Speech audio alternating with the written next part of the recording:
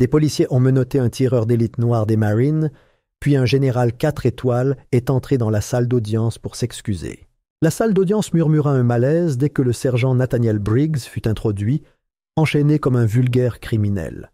Le cliquetis du métal résonna sur les hauts murs lambrissés, attirant tous les regards sur l'homme dont la présence imposait le respect, même si le système tentait de le lui ôter. Ses larges épaules restaient carrées, sa posture inébranlable malgré les menottes qui lui mordaient cruellement les poignets. Vêtu de l'uniforme impeccable de cérémonie des Marines qu'il avait porté aux funérailles d'Arlington et aux cérémonies d'honneur, le riche tissu bleu marine et les bordures dorées contrastaient vivement avec la combinaison orange qu'il avait été contraint de porter lors des audiences précédentes. L'uniforme n'était pas un geste de défi, c'était une déclaration d'identité, celle d'une vie de service, désormais démantelée sous les néons et les regards creux. À 32 ans, Nathaniel Briggs n'était pas un homme ordinaire. Tireur d'élite décoré des Marines, comptant 3 missions de combat, il portait non seulement des cicatrices sur son corps, mais aussi une immobilité hantée dans ses yeux, un registre silencieux de vies perdues, de frères disparus et de missions enfouies à l'encre noire. Son état de service était impeccable, ponctué de médailles et de distinctions, mais rien de tout cela n'avait d'importance ici, pas dans cette salle d'audience. Pas alors que le récit avait déjà été écrit par des mains invisibles, bien avant que le premier coup de marteau ne tombe. La salle se divisa sans effort. À gauche de la galerie, ses frères d'armes étaient assis en rang, leurs uniformes un véritable clin d'œil à la discipline et à la loyauté. Silencieux, posés, ils ne bougeaient pas et ne murmuraient pas. Leurs regards se fixaient sur Briggs, non pas avec pitié, mais avec solidarité. Chacun savait ce que signifiait être qualifié de héros le lundi et de menace le vendredi. À droite, l'air vibrait d'impatience. Les journalistes serraient leurs bloc-notes et tapèrent sur leurs téléphones sous les bancs, murmurant les noms des médias qui avaleraient cette histoire. Les politiciens locaux se penchaient, costumes impeccables et sourires encore plus narquois, attendant d'assister à une nouvelle disgrâce. Ce n'était pas seulement un procès, c'était un spectacle, une mise en demeure orchestrée pour un homme autrefois salué par le système et aujourd'hui désavoué. Derrière le banc surélevé était assis le magistrat Delaney, un homme au regard froid et à la réputation d'être entré dans les salles d'audience avant lui. Ses décisions avaient longtemps suscité des protestations discrètes parmi les avocats commis d'office, notamment dans les affaires impliquant des accusés noirs et métis. On murmurait qu'il y avait eu des réunions à huis clos, des dons échangés sous couvert de comités civiques. Certains disaient qu'il devait son siège au sénateur Walton, une figure influente de la politique de Washington, connu pour son mépris de l'insubordination militaire et ses appels incessants au rétablissement de l'ordre public. Delaney ne regarda pas Briggs lorsque le sergent entra. Il se contenta de remuer une pile de papier, d'ajuster ses lunettes et d'attendre que la salle se calme. Mais la tension sous-jacente ne se dissipa jamais. L'équipe de l'accusation était assise avec une confiance tranquille qui sentait la préparation et le secret professionnel. À leur tête se trouvait le procureur adjoint Félix Drexler, un homme dont le succès au tribunal était dû à des années de dissimulation de preuves cruciales et de manipulation des délais jusqu'à ce que la vérité s'estompe. Drexler n'avait pas besoin de faits, il avait besoin de perception. Il avait le don de peindre des tableaux avec juste ce qu'il faut d'ombre pour obscurcir le doute. Ce procès, il le savait, n'était pas seulement une question de condamnation. C'était une question de contrôle. Le récit était simple. Un agent fédéral, faisant son travail, agressé par un tueur en uniforme. Pas de questions, pas de complications. Lorsque Drexler s'est levé pour prononcer sa plaidoirie d'ouverture, sa voix portait une gravité artificielle. Il a dépeint une scène poignante pour le jury. Briggs devant l'hôpital des anciens combattants, approché par un marshal fédéral pour un contrôle d'identité de routine. Briggs, apparemment agité, a refusé d'obtempérer et, sans provocation, a plaqué l'agent au sol. lui fracturant le poignet et le laissant inconscient. Le récit était clair, dramatique, et reflétait cette simplicité à laquelle les jurés s'accrochaient souvent dans un océan de jargon juridique. Ce que Drexler n'a pas mentionné, et que la défense n'a pas été autorisée à examiner en profondeur, ce sont les images. La seule caméra qui aurait pu filmer l'incident était tombée en panne quelques minutes auparavant. Le personnel hospitalier a affirmé avoir assisté à une bagarre, mais aucun témoin n'a été officiellement cité à comparaître. Et l'officier, De l'autre côté, le défenseur public Isaac Morales était assis derrière un mince dossier, l'expression indéchiffrable. Plus jeune que la plupart des personnes présentes ne le pensaient, Morales avait l'intensité insatiable d'un homme habitué à se noyer dans des affaires impossibles. Il avait pris le dossier de Briggs en s'attendant à une simple accusation de coups et blessures, jusqu'à ce qu'il lise l'addendum classifié, si minutieusement censuré qu'il ressemblait plus à une menace qu'à un rapport. Ces demandes d'accès aux états de service de Nathaniel avaient été rejetées sous le prétexte de la sécurité nationale. Chaque appel revenait avec le même timbre froid. Demande refusée. Statut protégé. Mais Morales n'était pas convaincu qu'il s'agissait d'une bagarre. Plus maintenant. En regardant la salle d'audience, au-delà du procureur adjoint au sourire narquois et du juge désintéressé, il commença à entrevoir les contours d'un phénomène plus vaste destiné à dissimuler certaines vérités. Nathaniel ne s'était pas déchaîné. Morales avait passé des heures avec lui en cellule de détention, à éplucher les transcriptions, à sonder les incohérences.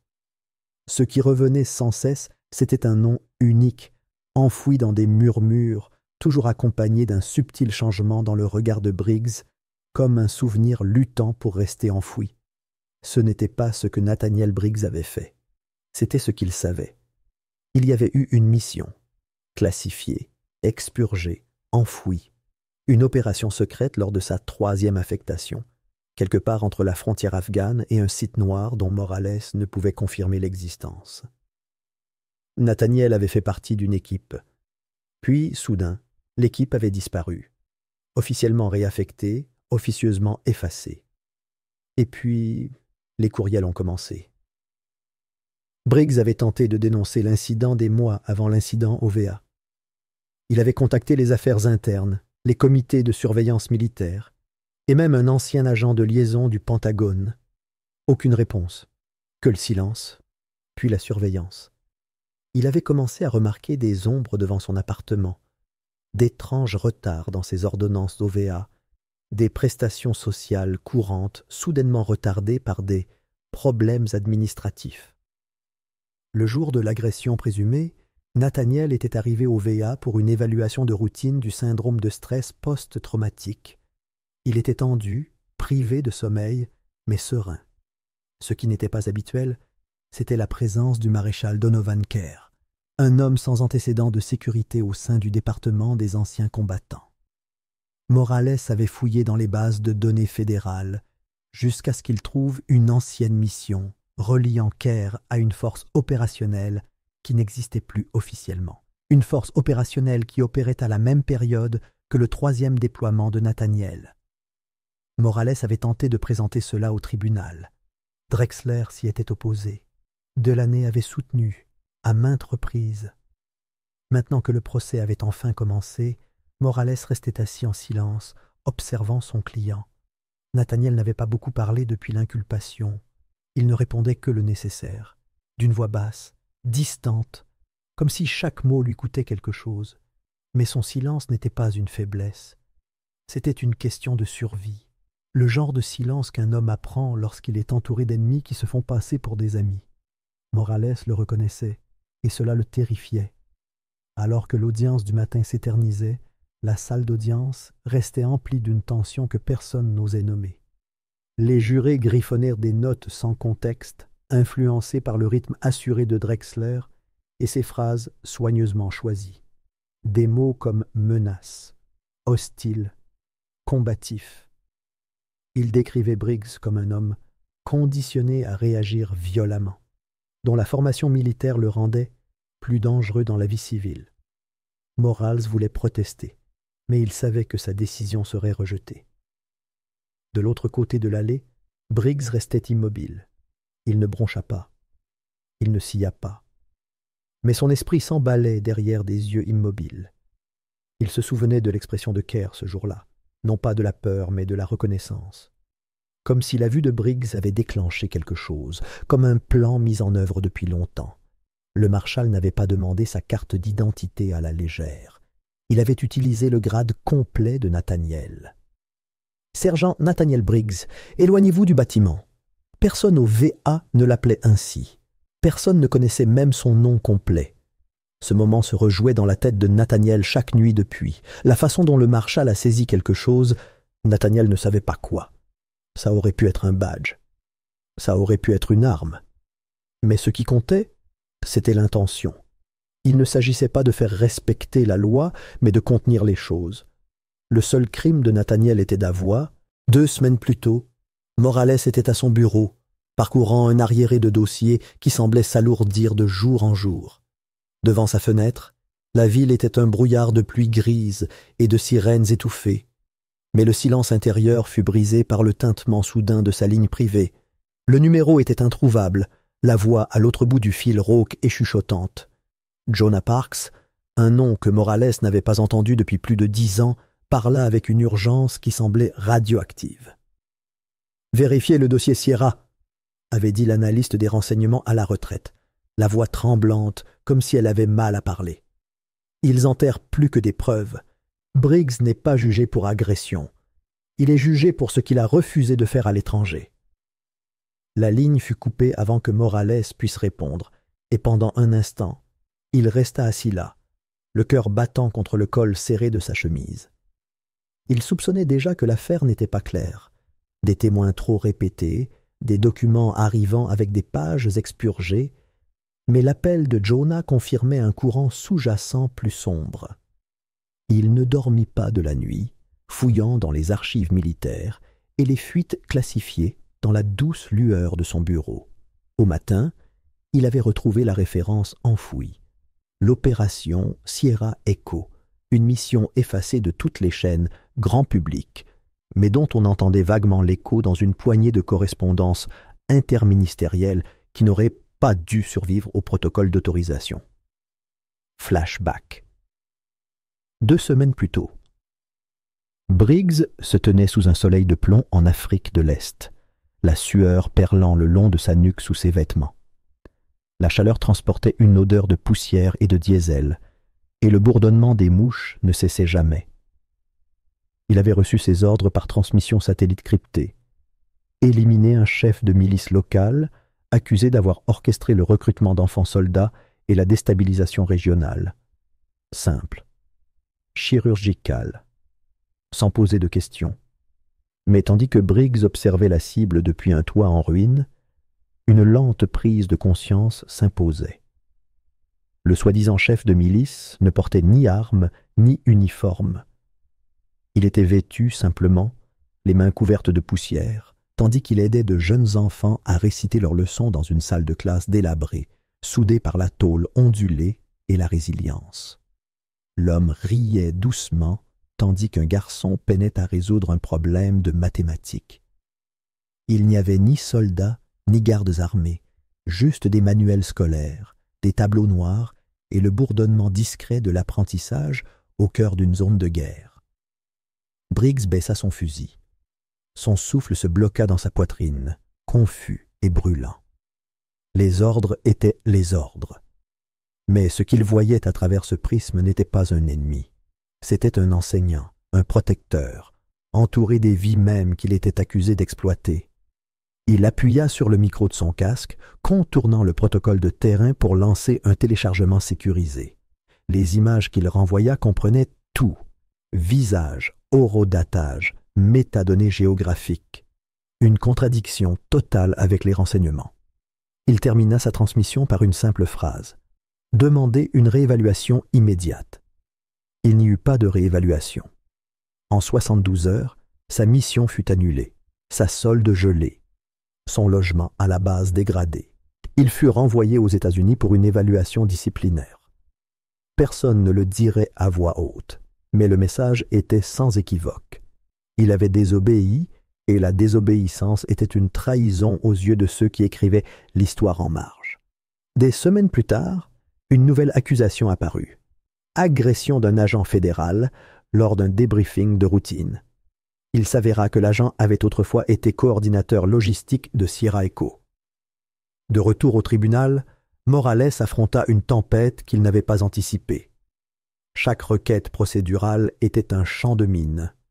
Les témoins qui avaient confirmé leur coopération se retrouvèrent soudainement hors du pays, injoignables. Les assignations à comparaître revinrent avec d'épaisses lignes noires masquant tout élément d'intérêt.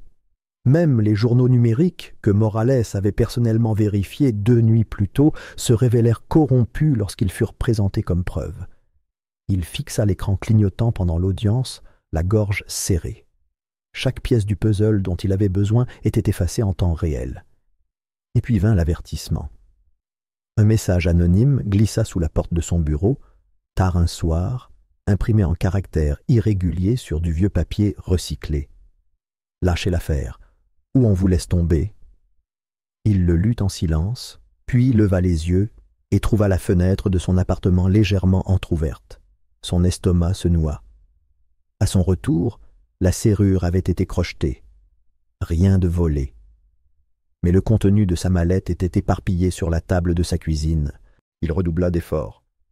Le lendemain matin, il déposa une requête d'urgence pour admettre les journaux de mission et les images de Briggs, invoquant l'intérêt public et une potentielle valeur disculpatoire. Le juge la rejeta avant le déjeuner, invoquant des irrégularités dans la chaîne de possession et des préoccupations de sécurité nationale. Delaney, le procureur principal, esquissa un sourire narquois de l'autre côté de l'allée, un sourire mince et froid, comme du verre en hiver.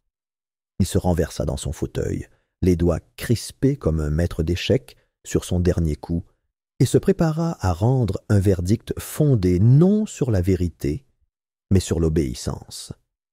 À présent, la salle d'audience vibrait d'une agitation silencieuse et inévitable. Le jury paraissait las, certains jetant des regards nerveux vers le banc.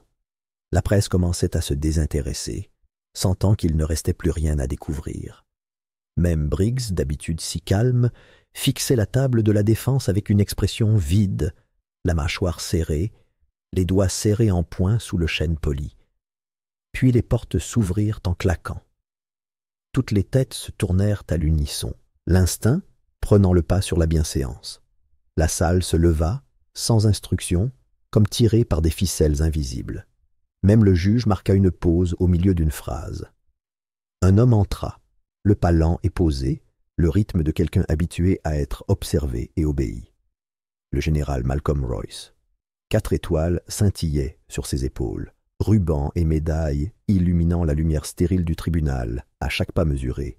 Il ne ralentit pas le pas, ne demanda pas la permission. Ses bottes résonnèrent sur le sol de marbre tandis qu'il traversait la galerie, passant devant des journalistes surpris et des huissiers figés, jusqu'à se tenir devant la table de la défense. Briggs leva les yeux. Le général Royce le salua. Ni le tribunal, ni le juge, ni l'accusation. Juste lui. Puis il parla, non pas avec la cadence d'un témoin, mais comme un homme rendant des comptes. Il dit qu'il était là parce que le pays devait à ce Marraine plus que le silence. Que la salle d'audience était devenue un lieu de sépulture pour la vérité, que l'opération Sierra Echo n'avait jamais eu pour but la justice, et que lorsque Briggs refusa d'exécuter un ordre illégal, il ne faillit pas à sa mission. Il défendit tout ce que l'uniforme représentait. Un souffle collectif sembla quitter la pièce. Le visage de Delaney se vida de ses couleurs, son dossier lui glissant des doigts sur le sol. Le juge se pencha en avant, les lèvres entr'ouvertes, le marteau figé en l'air. Le sténographe cessa de taper, accablé par la gravité ambiante. L'instant semblait suspendu dans le temps, fragile et immense. Morales resta immobile, le cœur battant à tout rompre. Chaque document qu'ils avaient tenté de dissimuler, chaque menace qu'ils avaient proférée, chaque mensonge qu'ils avaient inventé, se dressèrent soudain contre le poids de la conscience d'un seul homme et la voix inébranlable d'un commandant refusant de jouer politiquement avec l'honneur. Et à cet instant, Le vent tourna, non pas par des feux d'artifice ou des effets de théâtre, mais par la force silencieuse et humble de la vérité enfin exprimée à voix haute. L'heure suivante a brisé le récit de l'accusation.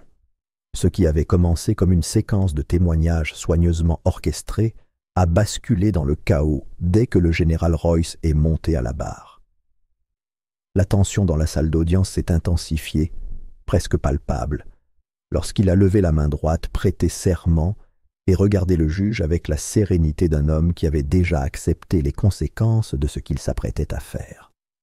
L'accusation avait lutté avec acharnement pour le tenir à l'écart de la liste des témoins, invoquant des incohérences procédurales et une hiérarchie hiérarchique, mais Morallet avait insisté, fondant toute sa défense sur un seul pari désespéré. Que quelqu'un au sein du système croit encore à la vérité. Royce n'a pas bronché.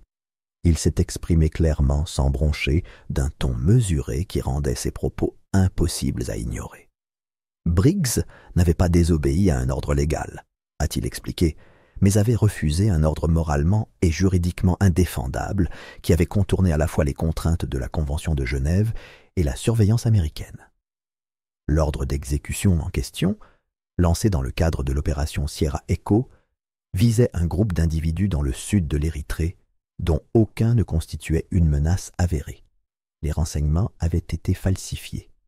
Les protocoles de confirmation avaient été ignorés. Les enregistrements satellites avaient été censurés. Lorsque Briggs a exigé des éclaircissements, on lui a dit de ne pas poser de questions. Lorsqu'il a hésité, il a été menacé. Et lorsqu'il a finalement refusé, invoquant de potentielles violations de crimes de guerre, il a été arrêté, isolé et, pire encore, effacé. Il ne s'agissait pas seulement d'une trahison militaire, expliqua Royce. C'était systémique. Tandis qu'il exposait le problème, la salle d'audience vibrait d'un malaise croissant. Certains spectateurs se tournèrent, jetant un coup d'œil vers le banc des accusés, où les dos raides et les mâchoires crispées trahissaient une panique grandissante. Du côté de la défense, la main de Morales restait crispée sur un bloc-notes, les jointures pâles sous la pression. C'était plus qu'il ne l'avait anticipé, bien plus. Royce ne s'arrêta pas là. Il révéla que Sierra Echo avait obtenu le feu vert grâce à une enveloppe budgétaire fantôme enfouie dans les crédits discrétionnaires du ministère de la Défense. Une ligne fantôme officieuse, soutenue par un groupe d'entrepreneurs privés de la défense et canalisée par de multiples sociétés écrans. La piste, laissa entendre Royce, menait non seulement aux hauts gradés, mais aussi aux commissions de surveillance civile, dont la sous-commission sénatoriale des crédits pour la défense. Il regarda alors le juge droit dans les yeux, la voix ferme malgré la tension qui s'insinuait sur son visage. Le sergent Briggs avait empêché un crime de guerre, et pour cela, ils ont tenté de l'effacer. Il n'y avait aucune vidéo à rediffuser, aucune diffusion à diffuser en boucle sur les médias. La salle d'audience, protégée contre toute intrusion numérique, n'offrait aucun lien direct avec le monde extérieur. Mais le silence n'empêche pas la vérité de se répandre. Des transcriptions ont fuité en quelques heures, non officielles, brouillées par des captures d'écran hâtives et des scans à peine lisibles, mais néanmoins accablantes. À l'aube, toutes les grandes chaînes de télévision décortiquaient le témoignage de Royce. Les hashtags étaient en vogue. Les éditoriaux se multipliaient. Les mots « ordre d'exécution moralement corrompu » et « opération illégale au budget secret » dominaient les gros titres. D'anciens agents du renseignement ont apporté des confirmations à peine voilées. Des sénateurs à la retraite ont plaidé l'ignorance. La Maison-Blanche a formulé un démenti laconique et soigneusement formulé. Mais le sénateur Walton a peut-être été le plus ébranlé. Son nom, longtemps enfoui sous des couches de déni plausible, a refait surface en lien avec de multiples crédits confidentiels. Des postes budgétaires qui semblaient désormais étrangement liés aux opérations connues de Sierra Echo. Bien sûr, il a tout nié, mais dans les 24 heures, des requêtes d'urgence ont été déposées pour que le témoignage de Royce soit expurgé du procès verbal officiel. La requête invoquait la sécurité nationale, des documents classifiés et le risque de préjudice irréparable à la préparation de la défense. Le tribunal, sous la pression de plusieurs branches fédérales, a obtempéré. Une ordonnance de non-publication a été imposée, avec effet immédiat. Morales s'est vu interdire tout autre commentaire. Les registres militaires présentés comme pièces à conviction ont disparu des archives judiciaires. Toute mention de Sierra Echo a été effacée. Mais Royce n'avait pas terminé. Avant que le juge n'ait complètement quitté le banc, il s'est levé à nouveau, demandant la convocation d'un dernier témoin. Il y eut un vague de confusion, puis de résistance, puis une approbation réticente.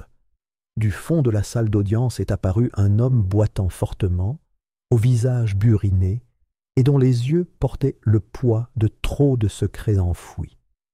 Le colonel Devon Slade, retraité. Rares étaient ceux qui reconnaissèrent son nom, mais ceux qui le reconnaissaient se raidissaient sur leur siège. Slade avait été l'architecte d'une doctrine de guerre non conventionnelle, un fantôme des premiers jours de l'expansion post-11 septembre, un homme dont le silence avait toujours été considéré comme inviolable. Il confirma tout ce que Royce avait dit, puis alla plus loin. Le programme Sierra Echo, expliqua Slade, était issu d'une directive de neutralisation prédictive, autrefois conçue pour cibler les insurgés actifs, mais sa portée s'était étendue. Les cibles n'étaient plus des menaces, mais des risques préventifs, des universitaires, des journalistes, des militants à l'étranger.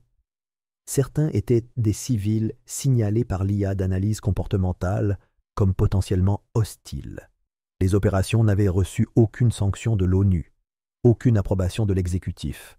Il s'agissait de protocoles secrets fonctionnant sous l'illusion de la défense nationale. Et Briggs, il avait été le premier agent à dire non, le premier à s'en aller. Tandis que Slade témoignait, un silence s'installa dans la salle d'audience. Ce n'était pas de l'incrédulité, c'était la prise de conscience naissante que le pourrissement était plus profond que quiconque n'avait osé le supposer. Avant la levée de l'audience, Slade descendit, se dirigea vers Morales et lui tendit une clé USB, sans pompe, sans dramatisation. Juste un murmure, à peine audible. Dites-leur la vérité, même s'ils ne vous écoutent pas. Puis il sortit par les portes arrière, sans personne à ses côtés. Sa silhouette disparut dans le couloir. Il ne réapparut plus. Ce soir-là, alors que Morales rentrait chez lui sous le poids de révélations bien au-delà de tout ce qu'il avait jamais plaidé, il remarqua 2 SUV noirs au ralenti de l'autre côté de la rue. Aucun mouvement à l'intérieur. Pas de lumière. Juste une présence. Un rappel silencieux que les limites avaient été franchies. À l'intérieur, il verrouilla la porte, glissa la clé USB dans un compartiment caché sous un faux panneau de sa bibliothèque et éteignit son téléphone. Il n'y eut aucun appel ce soir-là, aucun coup à la porte. Mais vers minuit, son ordinateur portable sonna avec un message intraçable provenant d'une adresse jetable. Le texte était glaçant par sa simplicité. Ils ne laisseront jamais cette affaire aboutir au verdict. Au matin, le procès avait été suspendu dans l'attente d'une enquête plus approfondie. Le public a été informé que cette mesure visait à préserver l'intégrité de la justice pendant l'examen de nouveaux éléments de preuve. Mais à huis clos, c'était le chaos. Le tribunal militaire chargé de Royce a rapidement décidé de lui retirer son habilitation et de le placer en réévaluation institutionnelle. Son accès à un avocat était limité. Sa famille a été relocalisée dans une base temporaire au Nevada. Slade, quant à lui, a complètement disparu. Aucune trace de son départ de Washington, D.C. Aucune correspondance sur les manifestes de vol, ni sur les caméras de surveillance. Officiellement, il n'avait jamais témoigné.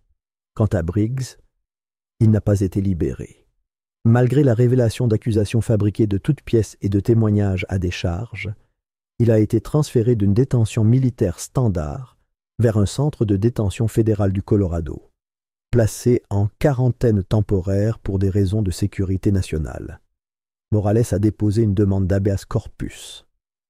Sa demande a été rejetée dans les 6 heures, sans aucune explication. Lorsqu'il a tenté de faire appel, ses pouvoirs judiciaires ont été temporairement suspendus pour examen administratif. Il a été, de fait, réduit au silence. Dans les jours qui ont suivi, la tempête médiatique a déferlé, puis s'est estompée. L'actualité évoluait. Les têtes pensantes reportaient leur indignation sur de nouveaux scandales.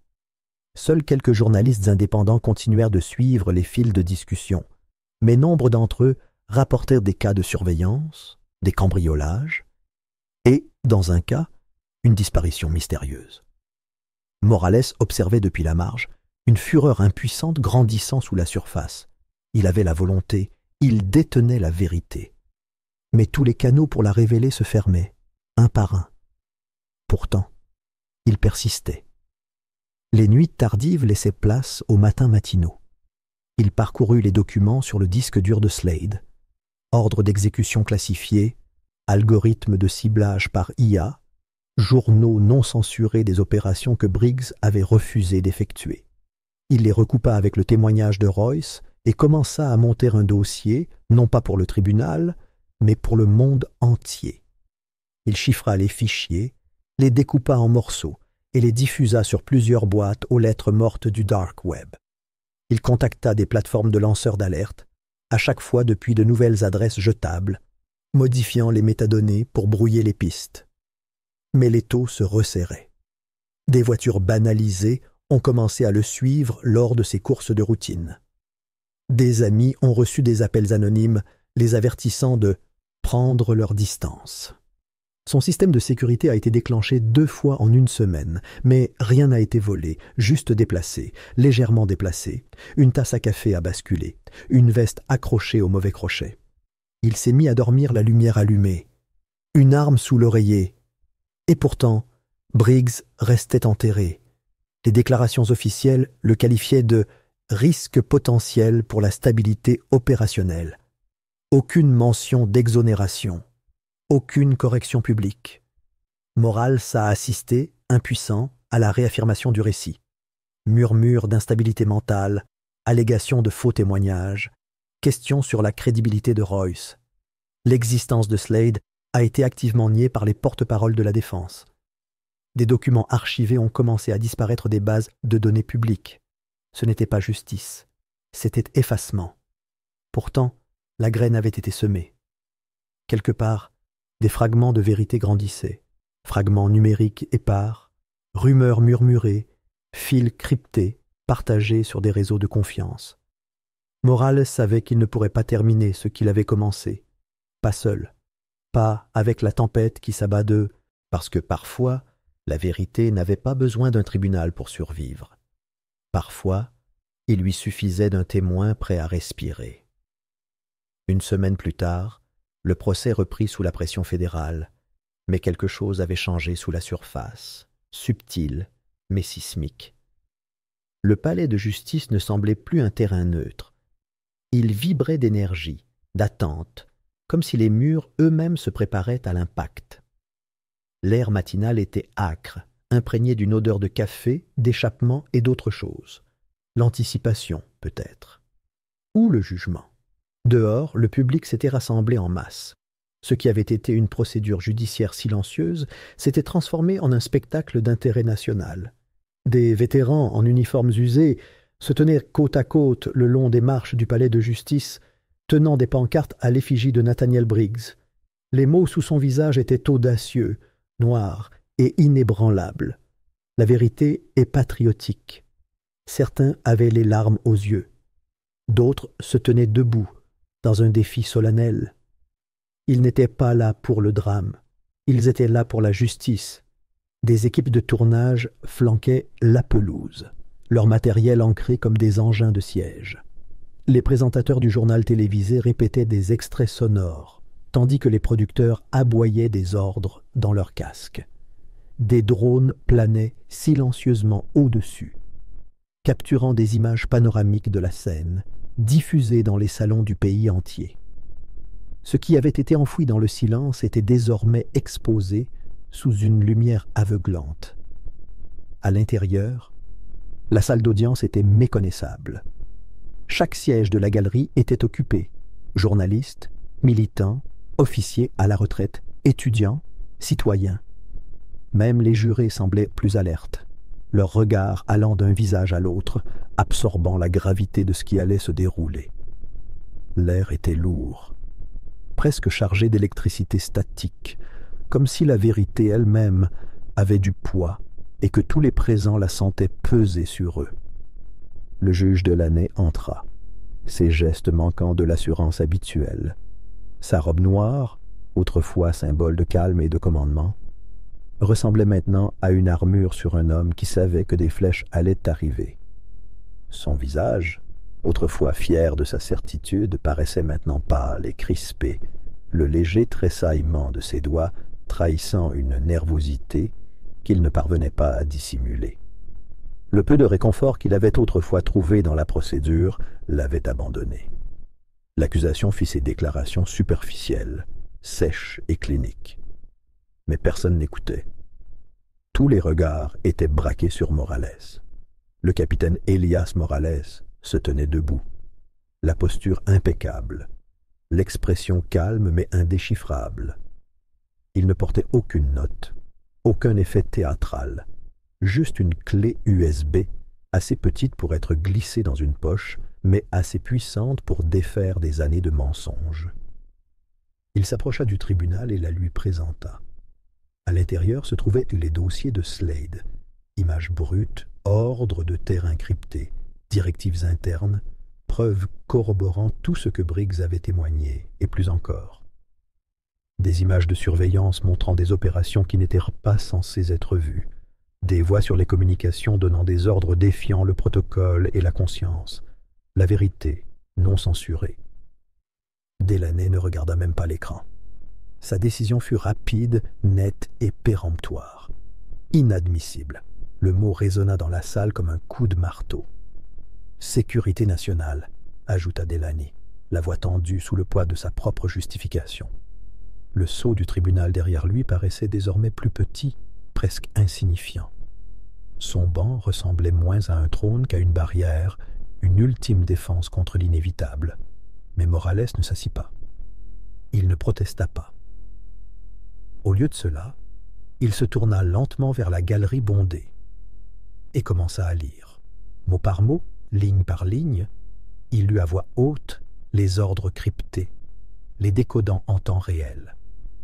Chaque phrase était un poignard, chaque phrase classifiait une torche contre les ténèbres.